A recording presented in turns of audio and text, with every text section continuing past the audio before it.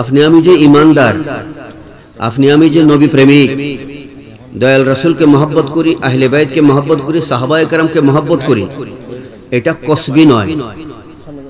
মানে কসবি মানে এটা অর্জিত নয়, এটা চেষ্টার দ্বারা অর্জন করা হয় না, এটা আল্লাহর দান।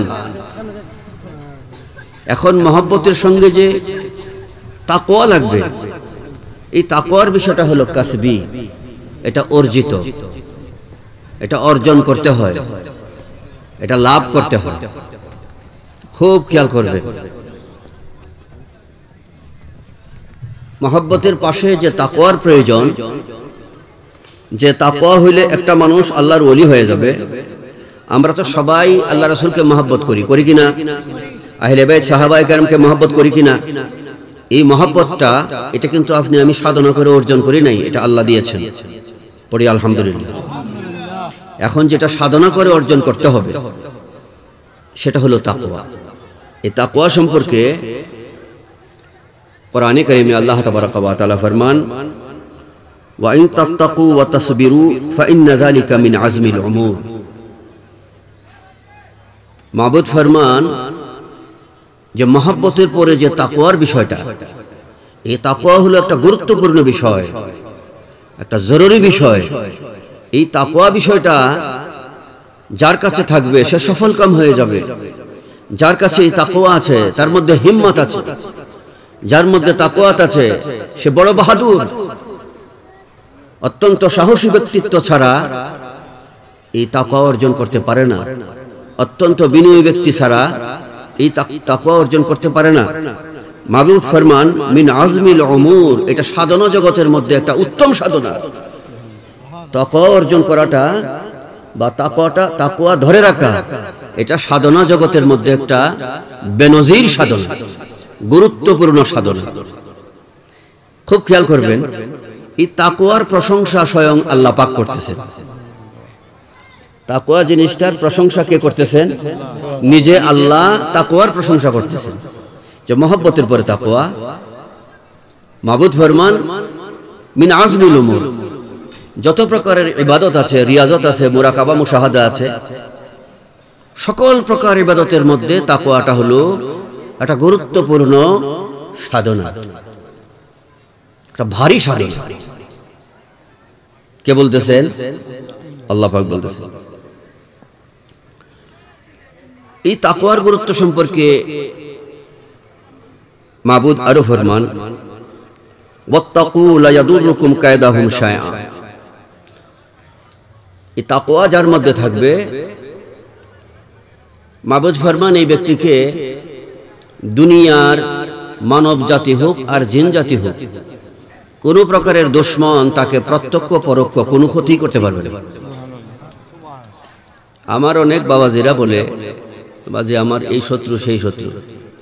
কোরআনে কারিমে আল্লাহ পাক সূরা ইমরানের মধ্যে বলতেছেন যে তাকওয়া যার মধ্যে থাকবে, লা ইয়াদুররুকুম কায়দাহুম শাইআ, কোন প্রকারের ষড়যন্ত্র মানব জাতি এবং জিন জাতি থেকে কোন ষড়যন্ত্রই তাকে কাবু করতে পারবে না, তাকে নস্যাৎ করতে পারবে না, নিশ্চিহ্ন করতে পারবে না, কোনো ক্ষতি করতে পারবে না। এ তাকওয়া যার মধ্যে আছে। তো আল্লাহ তাবারাকা ওয়া তাআলা নিজে তাকওয়ার প্রশংসা করতেছেন, আল্লাহ নিজে তাকওয়ার ফজিলত বয়ান করতেছেন। এভাবে তাকওয়ার ফজিলত হাদিস শরীফে এসেছে। এ তাকওয়ার ফজিলত ইমামগণ বলছেন, তাসাউফ সম্রাটগণ বলছেন। আমি শুধু কোরআনে কারিমের কটা আয়াত থেকে, যে মহব্বতের পরে তাকওয়া, এই দুইটা জিনিস যার মধ্যে থাকবে সে আল্লাহর ওলি হয়ে যাবে। এজন্য তাকওয়ার ফজিলতটাকে আমি বলতেছি, তারপরে তাকওয়ার পরিচয়টা আমি খুব সংক্ষিপ্তভাবে দিয়ে দেব। খেয়াল করবেন, মাবুদ ফরমান ইন্নাল্লাহা মাআল্লাযিনা তাকু, যাদের মধ্যে তাকওয়া আছে আমি আল্লাহ তাদের সাথে আছি। তাহলে তাকওয়ার গুরুত্ব কি রকম? যার মধ্যে তাকওয়া আছে আল্লাহ তার সাথে আছে। তাহলে মহব্বতের সাথে তাকওয়া প্রয়োজন আছে কিনা বাজি? মাবুদ আরো ফরমান ওয়াল্লাহু ওয়ালিয়ুল মুত্তাকিন। এই যে আমাদের ছোট ছোট বাচ্চারা এখানে বসা আছে, এদের অভিভাবক আছে, গার্জিয়ান আছে, যে সমস্ত বাচ্চাদের গার্জিয়ান নাই, অভিভাবক নাই, তারা কি অসহায়, এতিম। আর যার অভিভাবক আছে তার একটা শক্তি আছে, সামর্থ্য আছে, মাথায় ছায়া আছে। অভিভাবক নাই, সে অনেকাংশেই কি দুর্বল। তো আল্লাহ তাবারাকা ওয়া তাআলা ফরমান, ওয়াল্লাহু ওয়ালিয়ুল মুত্তাকিন, যার মধ্যে তাকওয়া আছে আমি আল্লাহ নিজে তাদের অভিভাবক হয়ে যাই। এই জন্য আল্লাহ পাক বলতেছেন এই মহব্বত আর তাকওয়া, এই দুইটা যে বিষয়, দুইটা জিনিস যার মধ্যে থাকবে সে শুধু জান্নাতি হবে না, বরং আমি আল্লাহর বন্ধু হয়ে যাবে।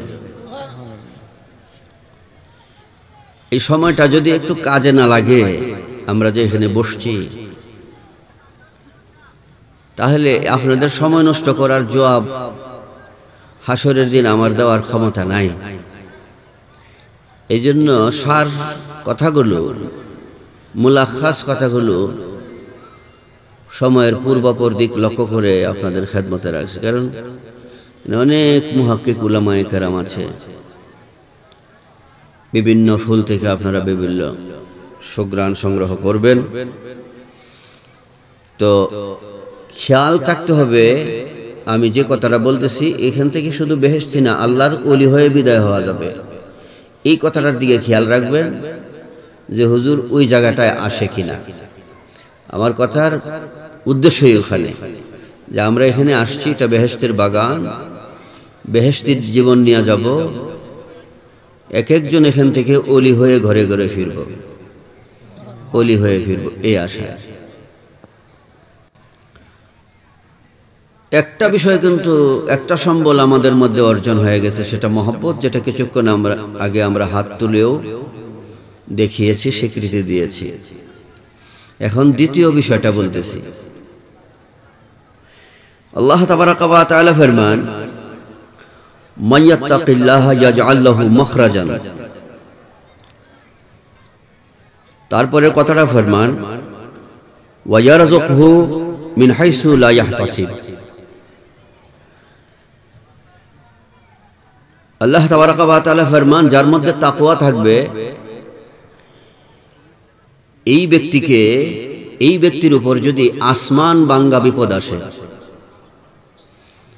আপনারা তাফসিরে দুররে মনসুর,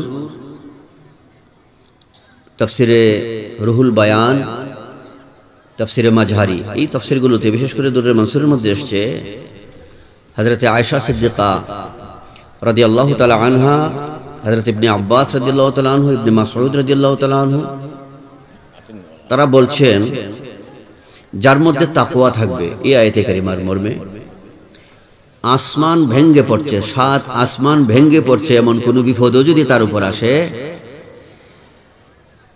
মাবুদ ফরমান এই এত বড় বিপদ তার উপরে আসতে থাকলেও তার মধ্যে যদি তাকওয়া থাকে, আল্লাহ পাক তাকওয়ার উসিলায় তার এই বিপদকে দূর করে দিবেন, তার মধ্যে এই বিপদ থাকবে না। 7 আসমান ভেঙ্গে কখনো পড়ে? আসমান ভাঙ্গা কখনো পড়ে বাজে? পড়ে না। এর অর্থ হলো যে এত বড় বিপদও যদি আসে, আসমান ভাঙ্গার মতো কোনো বিপদ যদি আসে, আর তার মধ্যে হ্যাঁ মারহাবা, আমাদের মধ্যে আমাদের অত্যন্ত প্রিয়জন সেলিম হুজুর, আর যারা আমরা মিষ্টি হুজুর হিসেবে চিনি, আমি খুব মহব্বত করি, আমাকে খুব মহব্বত করে আসছে। আল্লাহ পাক তিনিকে আমাদের সকলকে একই সঙ্গে যেন দয়াল নবীজির কাছে হাজির হওয়ার তৌফিক দান করে পড়ে। আমিন। তো খেয়াল করবেন, আল্লাহ তাবারাকা ওয়া তাআলা এই আয়াতে কারিমায় বলতেছেন যার মধ্যে তাকওয়া আছে, 7 আসমান ভেঙ্গে পড়ছে এমন কোন বিপদও যদি তার উপর আসে। এই আয়াতের উপর ব্যাখ্যা করছেন মা আয়েশা সিদ্দিকা রাদিয়াল্লাহু তাআলা আনহা, ইবনে মাসউদ, হযরতে ইবনে আব্বাস রাদিয়াল্লাহু তাআলা আনহু, তারা বলছেন যে এমন বড় ধরনের বিপদও যদি আসে আর তার মধ্যে যদি তাকওয়া থাকে, এই তাকওয়ার বরকতে এই বিপদগুলোকে আল্লাহ কি করবেন? সরিয়ে দিবেন। ওয়া ইয়ারযুকহু মিন হাইসু লা ইয়াহতাসিব, এবং তাকওয়ার খাতিরে আল্লাহ পাক তাকে টাকা পয়সা দান করবেন, দৌলত দিবেন, রিজিক দিবেন। রিজিক দান করবেন যে কোত্থেকে রিজিক আসবে সে আন্দাজ করতে পারবে না, আল্লাহ পাক তাকে পরিমিত রিজিক দিয়ে দিবেন। এই আয়াতে কারিমার ব্যাখ্যায় মুফাসসিরিনে কিরাম লিখেছেন, যে পরিমাণ রিজিক দিলে সে হালাল পথে জিন্দেগি করে ঈমান নিয়ে কবরে যাবে, যে পরিমাণ রিজিক বলতে এখানে ওই চাল ডাল শুধু না, রিজিক বলতে টাকা পয়সা, ধন দৌলত, এগুলোকে মিন করতেছে। এই আয়াতে কারিমার উদ্দেশ্য হলো আল্লাহ পাক ওই পরিমাণ রিজিক দিবেন যেই পরিমাণ রিজিকটা আসলে কারো কাছে আপনাকে হাত পাততে হবে না যে আমাকে 500 টাকা দেন, আমার ঘরে চাল নাই, 500 টাকা আমাকে ঋণ দেন, দাঁড় দেন, দাঁড় চাইতে হবে না, ঋণ চাইতে হবে না। আল্লাহ পাক সম্মানের সঙ্গে পরিমিত রিজিক দিয়ে আপনাকে ঈমান নিয়ে কবরে যাওয়ার ব্যবস্থা করে দিবেন। এই পরিমাণ রিজিক আল্লাহ পাক আপনাকে দিবেন, কখনো আপনাকে হাত পাততে হবে না, যাতে ইজ্জতের সাথে ঈমান নিয়ে কবরে যাওয়া যায়। আমার অনেক ভাইয়েরা বলে, অনেক বাবাজিরা বলে যে হুজুর আমার এই আয় বরকত নাই, কাজ কাম নাই, ব্যবসায় খুব একটা সুবিধা নাই, বা কোনো কাজ পাইতেছি না। আরে বাজি, আমি আলহামদুলিল্লাহ অনেক মজ্জুব ওলি আল্লাহর সঙ্গে আমার সাক্ষাৎ হয়েছে, সালেক ওলি আল্লাহর সঙ্গেও সাক্ষাৎ হয়েছে। তার মধ্যে একজন মজ্জুব ওলি আল্লামা জামাল শাহ হুজুর, উনি দীর্ঘদিন জজ কোর্টের জাজও ছিলেন, হাফেজ কারিও ছিলেন, মুফতি ছিলেন, গৃহত্যাগী ছিলেন একাধারে 18 বছর। আমি সংসদ ভবনের এদিকে, তখন আমি ঢাকার দিকে গফটালিয়ার দিকে যাচ্ছি, পিছন দিকে আমার নাম ধরে ডাক দিছে, আমার নাম ধরে ডাক দিল। আমি তো তখন তিনিকে চিনি না, তিনির গায়ে মানে অনেকগুলো কোট টোট, ওই জুফরি টুফরির মধ্যে বসা, বনের একটা ওই সংসদ ভবনের সাইডে গাছগাছরা আছে না, তো অনেক আগের কথা, তো এগুলোর ভিতরে তো আমি পিছনের দিকে তাকাইলাম, দেখা যাচ্ছে না কিছু। তো আসরের পর সময়টা, আমার শরীরে তো জুব্বা টুব্বা আছে, পাগড়ি টাগড়ি আছে, ছাত্র অবস্থা, তো পরে আইসা পড়তেছি, আবার পিছনে ডাক দিল নাম ধরে, আবার পিছনে ফিরে তাকাইলাম, কেউ দেখতেছে না। একটু ভিতরের দিকে আগায় দেখি, তার জুফরির মধ্যে একজন পাগল বসা। বলল, যাও তুমি যাও, ফার্স্ট ক্লাস এইগুলো কথা বললো। তুই কি ফার্স্ট ক্লাস বললো? আমি তো আর বুঝি নাই, আর উনি পাগল মানুষ, কি করে না করে আমি আইসা বসছি। তো আলিয়া হলে আসলে পরে আমি বুঝতে পারলাম যে ফার্স্ট ক্লাসটা কেন বলছে, ফলাফলের কথা বলছে, উনি যা বলছে তাই হয়েছে। এরপরে উনার সঙ্গে সাক্ষাৎ হয় মতিঝিলে, উনি বসতেন। এখন উনার মাজার হলো তুষার দ্বারা। আমি যতবার উনার কাছে গিয়েছি, উনি এমন কিছু কথা বলেছেন যা আমার ভবিষ্যতে এগুলো মিলে গেছে, এবং অতীতের অনেকগুলো কথা। তো আল্লাহর ওলি, আমি বেলায়েতের উপর কিছু লেখালেখি করেছি, পারের তরি প্রায় 1000 পৃষ্ঠায় একটা কিতাব, ওখানে বেলায়েতের 14টা স্তরের উপর আমি লিখেছি। তো উনি মুজিবে মহস্তবকার ওলি ছিলেন। উনি যে কটা কথা বলছেন, মানে এংসিতে না, সুতায় মিলে গেছে। একজন আল্লাহর ওলি যে কথাগুলো বললে তার 100টা এদিক সেদিক হয় না, এরকম মিলে গেছে, এটা আমার জীবন। এরকম অনেক সালেক ওলি, যেমন মারহারা শরীফে গেলাম, ইয়াহিয়া নুরি হুজুর কেবলা, আলা হযরতের পীরের দরগা, উনিও আমাকে কিছু কথা বলছিলেন, ওইগুলো সুতায় মিলে গেছে, বাস্তবই হয়েছে। তো এখন সাহাবায়ে কেরামের কথা কত ভারী হবে, তাদের কাবালিয়াত কেমন হবে, আমার দয়াল নবীজির কথার ওজন কিরকম হবে। আর এখানে তো স্বয়ং আল্লাহ বলছেন, এই কথার মধ্যে কোনো সন্দেহ আছে? আল্লাহ পাকের কথার কোনো সন্দেহ আছে? আল্লাহ পাক ফরমান, যার মধ্যে তাকওয়া থাকবে, যত বড় বিপদ আসুক আমি আল্লাহর কুদরতের হাতে সেই বিপদকে সরিয়ে দিব এবং আমি তাকে রিজিক দেব। কোত্থেকে রিজিক আসবে সে কল্পনাও করতে পারবে না। তো আমি আমার ওই বাবাজিদেরকে বলবো, ওই যে বললেন টাকা পয়সা আসতেছে না, বরকত হইতেছে না, টাকা পাইতেছি না, ঘরে অশান্তি, তো আল্লাহ আপনাকে আমাকে প্রেসক্রিপশন কি দিয়েছেন, ব্যবস্থা কি দিয়েছেন? তাকওয়া। এই তাকওয়া সম্পদটা যদি থাকে, আল্লাহ পাক ফরমান মিন আজমিল উমুর, এটা অনেক বড় সাধনা, এটা অনেক বড় কামাই, এটা বেনজির সম্পদ। আল্লাহুম্মা সাল্লি ওয়া সাল্লিম।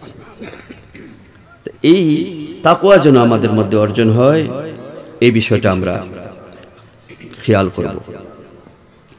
তারপরে আল্লাহ তাবারাকা ওয়া তাআলা ফরমান ইয়া আইয়ুহাল্লাযীনা আমানুত্তাকুল্লাহা ওয়া কুলু কাওলান সাদীদা ইউসলিহ লাকুম আ'মালাকুম। এই আয়াতে কারিমা আল্লাহ তাবারাকা ওয়া তাআলা, আমি মূল কথাটা বলছি শুধু, দেখেন আমরা ইবাদত বন্দেগী করি, সাহাবায়ে কেরামের মতো করতে পারি না। সাহাবায়ে কেরামের মধ্যে যে তাকওয়া, সাহাবায়ে কেরামের মধ্যে যে পরিশুদ্ধতা, পারবো সেরকম? ফেরেশতাদের মতো পারবো? আজকে আমার এই বাজি যেভাবে কেরাত পড়েন, এই যে আমরা যারা সবাই আছি, সবাই কি ওনার মতো কেরাত পড়তে পারবো? তো আমাদের আমলের মধ্যে ত্রুটি বিচ্যুতি আছে না? ত্রুটি বিচ্যুতি আছে, অনেক ত্রুটি বিচ্যুতি আছে। আল্লাহ তাবারাকা ওয়া তাআলা ফরমান, যার মধ্যে তাকওয়া থাকবে, এই তাকওয়ার বরকতে, তাকওয়ার খাতিরে, তাকওয়ার উসিলায় মাবুদ ফরমান ইউসলিহ লাকুম আমালাকুম, আমি তোমাদের ইবাদত বন্দিগিতে যে ত্রুটি বিচ্যুতিগুলো হয়, আমি আল্লাহ এই ত্রুটি বিচ্যুতি মুক্ত করে দেব।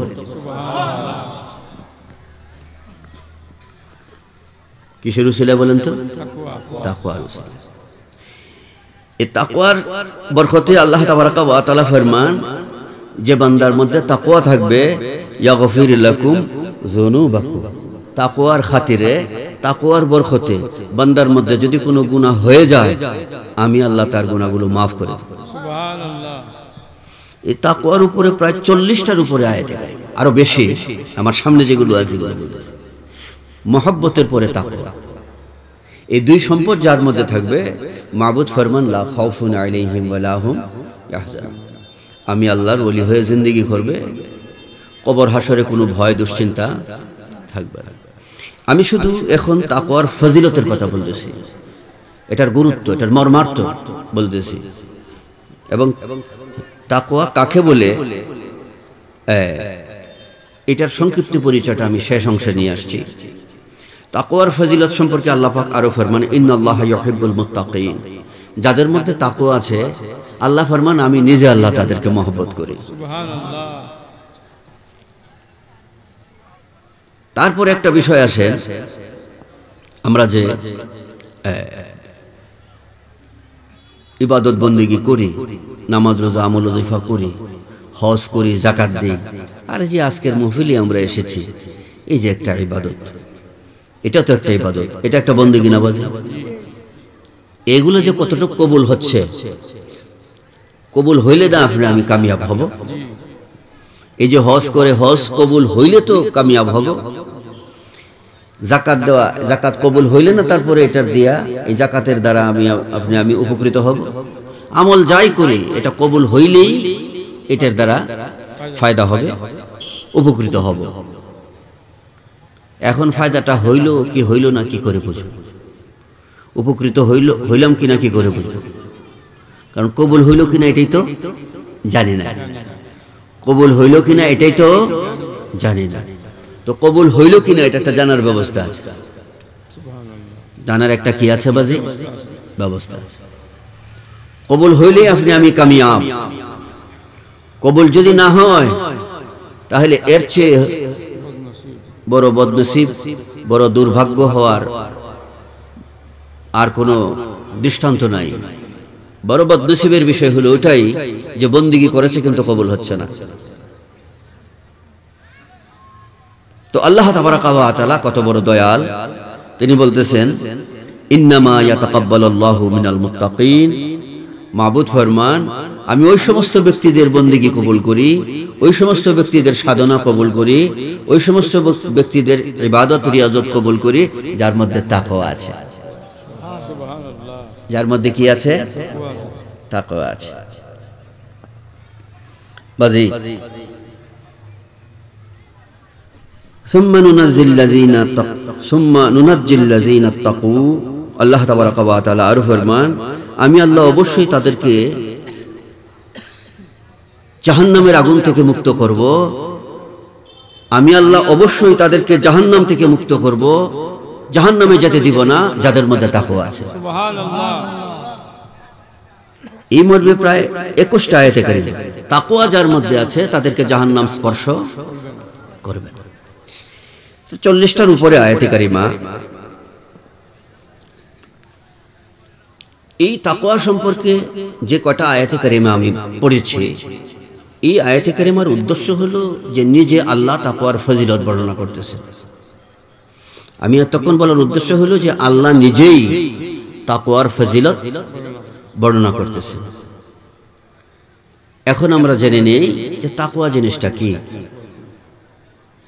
এই তাকওয়ার উপর তাফসীরের কিতাবের মধ্যে এই আয়াতগুলোর মধ্যে আপনারা দেখবেন ব্যাপক আলোচনা এসেছে। জাদুরুল মনসুরের মধ্যে আছে, রুহুল বায়ানের মধ্যে আসছে, তাফসীরে কবিরের মধ্যে আসছে, রুহুল মাআনির মধ্যে আসছে। অনেক অনেক লম্বা কথা বললে বাজি অনেক সময় লাগবে না। ওই অনেক কথাকে আমি 10,000 কথাকে 2-3টা কথায় আপনাদের কাছে বলতেছি। আগে বুঝে নিবেন, ব্যক্তি যত ভারী তার কথা তত ভারী, তাই না বাজি? তো সবার উপরে কি? আমার মাবুদ। সবার উপরে কি? আমার রব। তো আল্লাহর চেয়ে বড় আর কেউ আছে?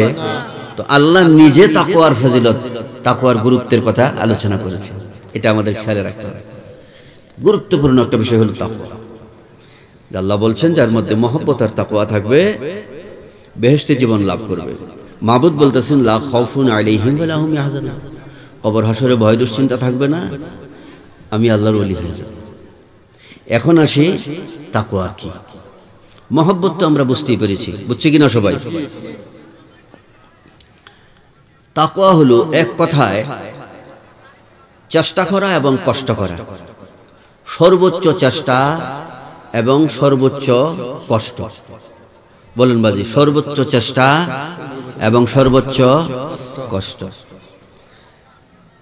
আমরা এই শিখে নিব, এটি আমাদের জীবনে দরকার। মাহফিলে বসছি, আলেমদেরকে দেখব, বিভিন্ন সুরের কথা শুনব, ফায়দা হবে না বাজা।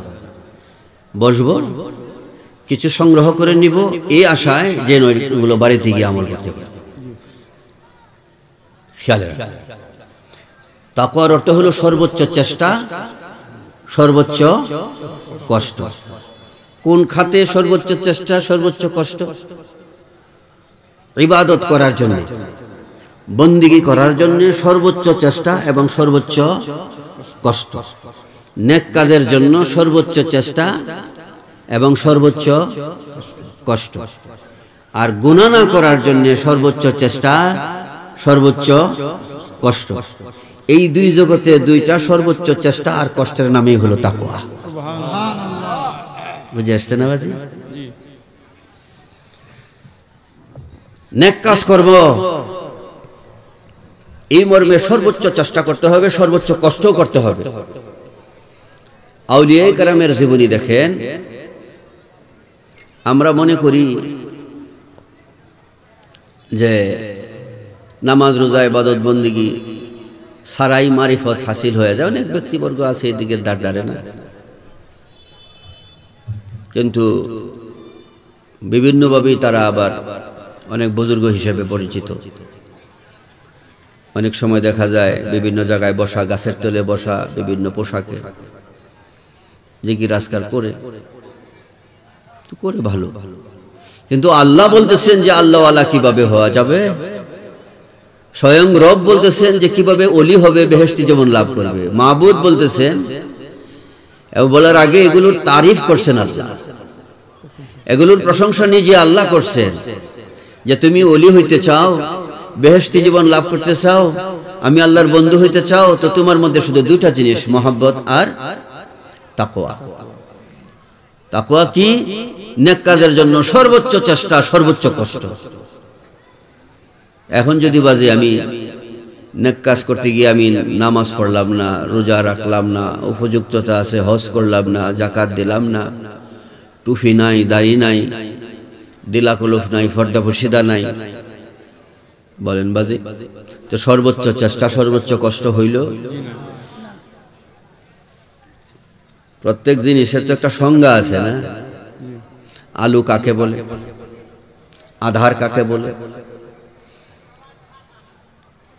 তো ওলি হওয়ারও তো একটা সংজ্ঞা আছে। এই সংজ্ঞাটা তো আপনি আমার দেওয়া না। ওলি হওয়ার যে একটা তরিকা, এটা স্বয়ং কে দিছে? ওলি হওয়ার তরিকা স্বয়ং আল্লাহ দিয়েছেন। এর চেয়ে তো লেটেস্ট কোনো তরিকা নাই, এর চেয়ে তো বেনজির উত্তম কোনো তরিকা, রাস্তা নাই। তো এটা ছেড়ে যদি আপনি আমি ভিন্ন লাইনে দৌড়ি, তাহলে ওলি হওয়া যাবে বাজে? আর যদি মনে করেন যে না, এটা তো নেক কাজের জন্য সর্বোচ্চ চেষ্টা, কষ্ট করে এটা কঠিন হয়ে যায়, আসলে বাজে কষ্ট না, এটা কঠিন না।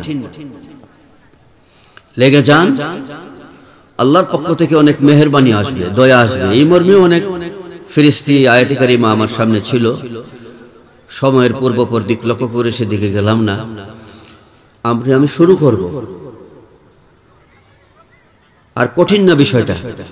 দেখেন, আমার যে সমস্ত বাজিরা মুরব্বী, উযু করলে জ্বর, অসুখ, অসুবিধা বেড়ে যাওয়ার সম্ভাবনা আছে, কষ্ট হবে, রোগ বেড়ে যাওয়ার আশঙ্কা আছে, তায়াম্মুম করে নেন।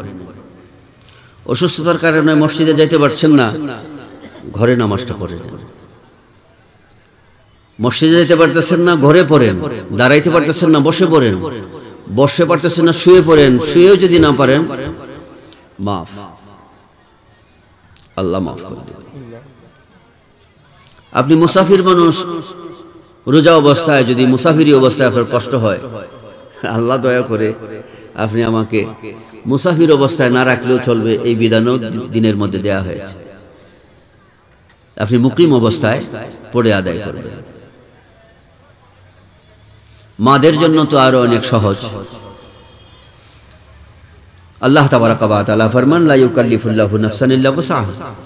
দিনের বিধানগুলোর প্রতি যদি লক্ষ্য করা হয়, তো এমন কোনো বিধান নাই যে বিধান দিয়া বান্দার উপর আল্লাহ জুলুম করতেছে। খুব কষ্টের কোনো বিধান। আপনি লেগে যান, এগুলো পড়াশোনা করেন, দেখবেন খুব সহজ। হজ যার উপর ফরজ সে না হজ করবে, যার উপর ফরজ না সে হজ না করেও সওয়াব পাবে, হজ না করেও সে নাজাত পাবে। যাকাত যার উপর ফরজ সে যাকাত দেবে, যার উপর যাকাত ফরজ না সে যাকাত নিয়েই সওয়াব পাবে। এগুলো খুব সহজ বাজে। তো খেয়াল করব, আল্লাহ তাবারাকা ওয়া তাআলা ফরমান, নেক কাজের সর্বোচ্চ চেষ্টা এবং কষ্ট, আর গুনাহ ছেড়ে দেওয়ার সর্বোচ্চ চেষ্টা এবং কষ্ট। দেখুন, অনেক মানুষ আছে যে ইচ্ছা করলেই সে হাতের নাগালে সুদ ঘুষের ব্যবস্থা আছে, ইচ্ছা করলেই সুদ ঘুষ খাইতে পারে। ডেলি 50,000 টাকা যে অফিসে চাকরি করে ওখান থেকে সে নিতে পারে, অফিস থেকে এই টাকাগুলো নিতে পারে। কিন্তু এই পাপ না করার একটা কষ্ট আছে না, যে আমি সুযোগটা থাকার পরেও আমি এটা করব না। অনেক অপকর্ম করার সুযোগ সুবিধা অনেক মানুষের আছে, কিন্তু তারপরে ওখান থেকে নিজেকে সেভ করে। তো গুনাহ ছেড়ে দেওয়ার একটা সর্বোচ্চ কষ্ট এবং চেষ্টা, এটা যে মানুষের মধ্যে থাকবে, পাশাপাশি নেক কাজের সর্বোচ্চ চেষ্টা এবং কষ্ট যার মধ্যে থাকবে, মাবুদ ফরমান সে আমার ওলি হয়ে যাবে। তো মহব্বতের পরে এই তাকওয়া, এই তাকওয়াটাকে আমি এক কথায় বলি ইবাদত। কারণ নেক কাজের জন্য চেষ্টা করা, কষ্ট করা, এটা ইবাদত। গুনাহ থেকে নিজেকে বিরত রাখা, এটাও কি ইবাদত। এই মহব্বত আর ইবাদত দুই জিনিস যার মধ্যে থাকবে, মাবুদ ফরমান আলা ইন্না আউলিয়া আল্লাহ লা খাউফুন আলাইহিম ওয়া লা হুম ইয়াহজানুন আল্লাযিনা আমানু ওয়া কানু ইয়াত্তাকুন। এরা আমার বন্ধু হয়ে যাবে, আমি আল্লাহর ওলি হয়ে যাব, ওলি হয়ে জিন্দেগি করবে, ওলি হয়ে কবরে যাবে, কবর বেহেশতের বাগান। সুবহানাল্লাহ। এই দুইটা জিনিসের মধ্যে কষ্ট করতে হবে। কষ্ট করার জন্য আল্লাহ পাক কোরআনে কারিমে তালিম দিয়েছেন। মাবুদ ফরমান আল্লাযিনা জাহাদু ফিনা, যারা কষ্ট করে, জাহাদু জেহদুন থেকে, জাহদুন শব্দের অর্থ হলো কষ্ট করা, চেষ্টা করা, ত্যাগ দেওয়া। মাবুদ ফরমান আল্লাযিনা জাহাদু ফিনা লানাহদিয়ান্নাহুম সুবুলানা, যারা আমাকে পাওয়ার জন্য আমার রাস্তায় এই কষ্ট করবে, চেষ্টা করবে, অবশ্যই আমি আল্লাহ তাকে নাজাতের পথ দেখাবো, আমি আল্লাহ তাকে মুক্ত করে দেব, আমি আল্লাহ তাকে আমার পথে নিয়ে আসবো। চেষ্টার কথা আল্লাহ পাক বলতেছে। এতগুলো কথা বলার পরে আল্লাহ পাক এই চেষ্টার কথা, কষ্টের কথা আল্লাহ পাক, এই চেষ্টা আর কষ্ট, নেক কাজের জন্য চেষ্টা কষ্ট, গুনাহ ছেড়ে দেওয়ার জন্য চেষ্টা কষ্ট, এই দুই জিনিসের পাশাপাশি মহব্বত যার মধ্যে থাকবে আল্লাহর ওলি হয়ে যাবে। আল্লাহ পাক যেন আমাদেরকে বোঝার তৌফিক তরক্কি দান করে, পড়ি আমিন। এবার আসেন, এই নেক কাজের জন্য চেষ্টা কষ্ট, গুনাহ ছেড়ে দেওয়ার জন্য চেষ্টা কষ্ট, এগুলো সহজ করার জন্য, এগুলো সহজে আপন জীবনে বাস্তবায়নের জন্য কিছু তরিকা আছে, এগুলো আমরা করব। যেমন খানাপিনা, নির্দিষ্ট পরিমাণে খানাপিনা গ্রহণ করব। খাবারগুলোর হাকিকত, এই যে আমরা খানাপিনা খাই, এগুলোর হাকিকত মাটি। ধরেন বিয়া শাদীর মধ্যে যে অ্যারেঞ্জ করা হয়, অনেক খাবারের ব্যবস্থা করা হয়, ফল ফ্রুটেই তো মনে করেন 15-20 প্রকারের থাকে, লাল, সবুজ, হ্যাঁ, তারপরে আর কি কালো, যেমন কালো জাম আছে, তারপরে কি আছে, অনেক ফল ফ্রুট আছে না বিভিন্ন রঙের, মিষ্টিও তো আছে বিভিন্ন রঙের, আবার গোশত বিভিন্ন ভাবে পাক করে বিভিন্ন রঙের, চাল বিভিন্ন রঙের, না হলেও 20 প্রকার আইটেমের 20টা রঙের খাবার দাবার সামনে উপস্থিত থাকে। মানুষ এগুলো খায়, খাওয়ার পরে পেটে গিয়া রং কয়টা ধরে, এক রং হয়ে যায়, পেটে সব মিলেমিশে এক রং হয়। পেট থেকে যখন জমিনে যায় 15-20 দিন পরে দেখবেন এগুলো মাটি হয়ে গেছে। এই জন্য তাসাউফ শাস্ত্রের সাধক যারা, তারা বলছেন বেশি মাটি খেয়েও না, মাটি খেয়ে ভারী হয়েও না, এতে তোমার সাধনায় বিঘ্ন ঘটবে। এগুলোর হাকিকত হলো মাটি। এই যে খাবার, এগুলোর মূল হলো মাটি। বিভিন্ন রঙে নমুনায় আমাদের কাছে সাজিয়ে দেওয়া হয়েছে, তুলে ধরা হয়েছে, যার এর জন্য প্রতি জন্য আকর্ষণ হয়, যেন আমরা খাই। কিন্তু এগুলোর হাকিকত হলো মাটি। এগুলো খাইলে বাজি বেশি ভারী হয়ে যায়। এই জন্য খাদ্য নিয়ন্ত্রণ করতে হয়। মানুষ বেশি খাইলে তার শাহওয়াত, মানে পাপ কাজের নেশা বেশি তার মাথা চেপে বসে। এই জন্য খাবার নিয়ন্ত্রণ করতে হয়। খাবার গ্রহণ করতে একটা ভাগ খালি রাখতে হয়। কিভাবে বুঝবো সেই ভাগ খালি রাখার? তাসাউফের কিতাবে যেভাবে আলোচনা করছেন, একটা লম্বা আলোচনা। সহজ একটা বিষয় হলো, আমি খাবার এইভাবে খাবো। খাদ্য গ্রহণের সময় যখন দেখবো যে আমার আরো 3 লোকমা খাওয়ার চাহিদা আছে, এই 3 লোকমা খাবার আমি খাবো না, এটা ছেড়ে দিব, ওই জায়গায় আমি পানি খেয়ে নেব। তাহলে আপনাকে কখনো আর গ্যাসের ট্যাবলেট খাইতে হবে না। পাশাপাশি আপনার স্বাস্থ্য নিয়ন্ত্রিত হবে এবং এই খাবারে আপনাকে মানে ভিন্ন নেশার দিকে চাপ দিবে না। খাদ্যের দিকে খেয়াল রাখতে হবে।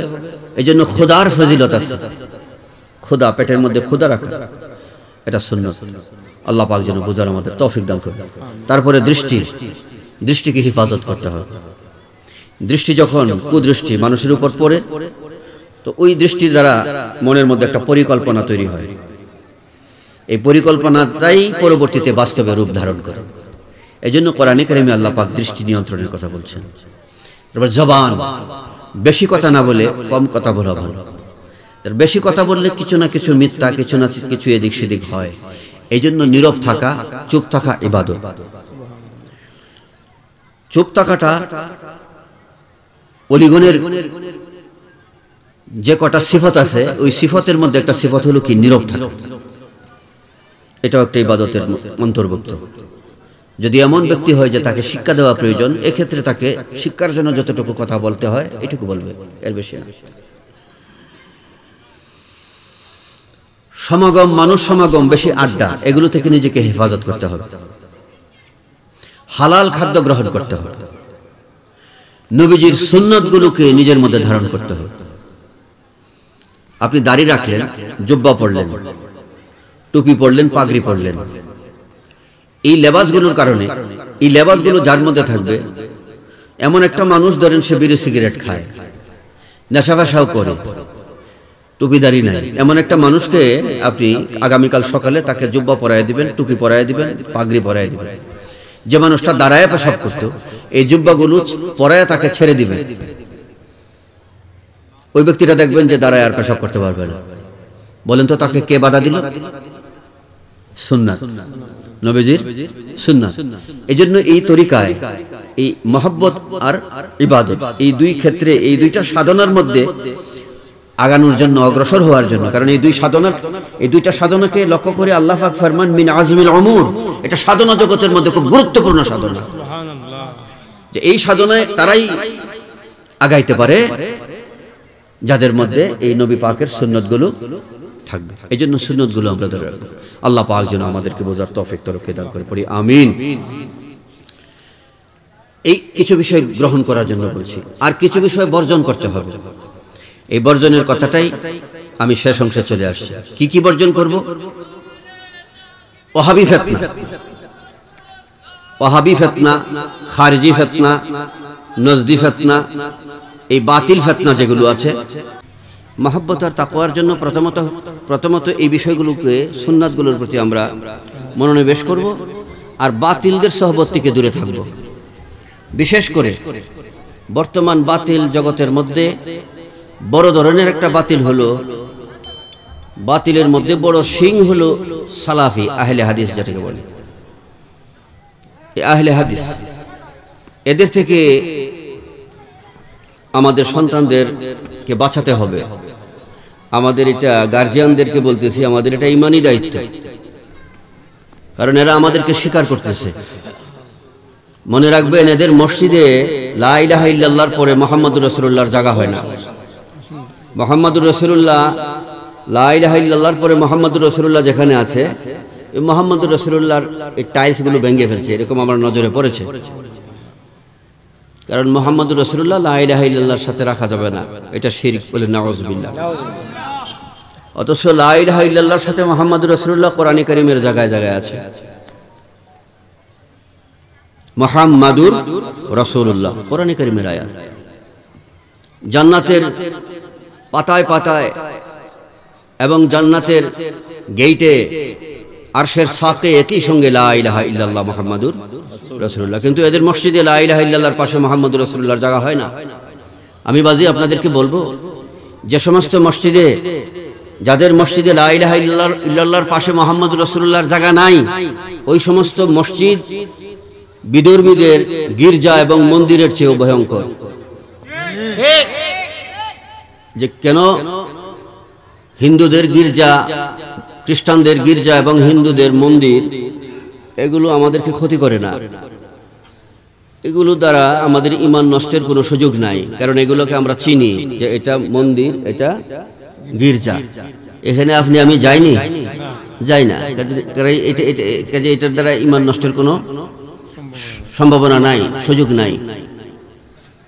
কিন্তু এদের মসজিদ, এদের মসজিদের দ্বারা আপনি আমার ঈমান নষ্টের বড় একটা দরজা, বড় একটা আন্তা, আন্তা বুঝে বাইর, এই এলাকায় কি বলে, যে মাছ ধরে যে পানির মধ্যে থাকে, যে বেলুন, লুঙ্গা ফারক, ওই যে লুঙ্গা মাছ ধরার একটা আন্তা বলে আর কি। আমাদের দেশে ওই বক শিকার করার জন্য একটা জুফরি বানায়, জুফরির মধ্যে শিকারি ঢুকে বাইরে একটা বক রাখে, আর জুফরিটা কাঁচা বেত দিয়া একটা জুফরি বানায়, বন্টন দিয়া জুফরি বানায়, ওই জুফরির ভিতরে শিকারি লুকায় থাকে, আর লাঠিটা এরকম নাড়া দেয়, বকটাও নড়াচড়া করে। বকের আওয়াজ নকল করে এরকম নাড়া দেয় আর বকের আওয়াজটা নকল করে। তো ও জঙ্গলি বক মনে করে যে আমার জাতীয় ভাই আমাকে ডাকতেছে, একটা সিংহাসনও আমার জন্য বানাইছে, আচ্ছা দেখি আমার ভাই কি বলে। তো ওই জাতীয় ভাই দেখে আসে, আর সিংহাসন আছে একটা, ওইটা দেখে খুব মহব্বত করে বসে। তো বসতেই তো পা দুইটা নিচে আইসে পড়ে, আর শিকারি শিকার করে ফেলে। ওই শিকারীকে যদি বক দেখতো তাহলে বক এখানে আসতো? বক আসছে শিকারি দেখা না বক দেখা? বক দেখে। আজকে ভাই এই যে সালাফিদের মসজিদগুলো, এই মসজিদগুলোতে আমাদের সন্তানরা, বিশেষ করে জেনারেল শিক্ষিত যারা আছে, এরা ঢুকে পড়ে। কারণ কি? সেটা তো আমাদের মসজিদের মতোই। আমাদের মসজিদে যেরকম মেহরাব আছে, এখনো মেহরাব আছে। আমাদের মসজিদের ইমাম সাহেব যেরকম টুপি পরে, তাদেরও টুপি আছে। আমাদের মসজিদের ইমাম সাহেবের দাঁড়িয়ে আছে, তাদেরও দাঁড়িয়ে আছে। আমাদের মসজিদের ইমাম সাহেব যে কোরআন পড়ে, তারা একই কোরআন পড়ে। একই রকম দেখতেছে। ওই যে বকের মতো বক দেখে এসে নামলো। তো এরা হলো বাহিরে ইসলাম, ভিতরে মধুর। বাহিরে ইসলাম আর ভিতরে হলো বিষের বোতল। এদের বাহির দিক থেকে দেখা যায় মধুর লেভেল, কিন্তু ভিতরে কি বিষ। এই মধুর লেভেল দেখে, ইসলামের লেভেল দেখে আপনি আমার ছেলেরা ঢুকছে। ঢোকার কিছুদিন পরেই বলে লা ইলাহা ইল্লাল্লাহর পাশে মুহাম্মদুর রাসূলুল্লাহ লেখা যাবে না। এই অবস্থা আমাদের দেশে চলছে। এই জন্য এই মহব্বত এবং তাকওয়ার পাশাপাশি এই বিষয়টাকে খেয়াল রাখতে হবে যে বাতিল থেকে নিজেকে রক্ষা করতে হবে। এটা হুজুর পাক দীক্ষা দিয়েছেন, শিক্ষা দিয়েছেন যে ইয়াকুম ইয়াহুম, তাদেরকে দূরে রাখো, তাদের থেকে দূরে থাকো। আল্লাহ পাক যেন আমাদেরকে ওলি হওয়ার জন্য মহব্বত আর ইবাদত পাশাপাশি বাতিল থেকে নিজেদেরকে হেফাজত করার, সজাগ সচেতনতা তৈরি করার তৌফিক দান করে পড়ি, আমিন।